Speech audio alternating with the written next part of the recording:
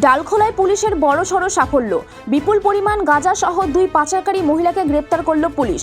উত্তর দিনাজপুর জেলার ডালখোলায় রবিবার গভীর রাতে বড়সড় মাদক বিরোধী অভিযান চালিয়ে আনুমানিক 11 কেজি গাঁজা সহ দুই মহিলা পাচারকারীকে গ্রেপ্তার করল ডালখোলা থানার পুলিশ। পুলিশ সূত্রে জানা গেছে, রবিবার গভীর রাতে শিলিগুড়ি থেকে গাঁজা নিয়ে রায়গঞ্জের উদ্দেশ্যে যাচ্ছিল দুই মহিলা। ধৃতদের মধ্যে একজনের বয়স প্রায় 60 বছর এবং অপরজনের বয়স প্রায় 40 বছর। ডালখোলা কলেজ মোড় সংলগ্ন ব্রিজের নিচে দুই মহিলাকে সন্দেহজনকভাবে ঘোরাফেরা করতে দেখে সিভিক ভলেন্টিয়ারদের সন্দেহ হয়। সঙ্গে সঙ্গে তারা বিষয়টি ডালখোলা থানায় জানায়। এরপর ঘটনাস্থলে পৌঁছে পুলিশ দুই মহিলাকে আটক করে তল্লাশি চালায়। তল্লাশিতে উদ্ধার হয় বিপুল পরিমাণ গাঁজা। পুলিশ জানিয়েছে, দুই মহিলার কাছ থেকে মোট 11 কেজি গাঁজা বাজেয়াপ্ত করা হয়েছে।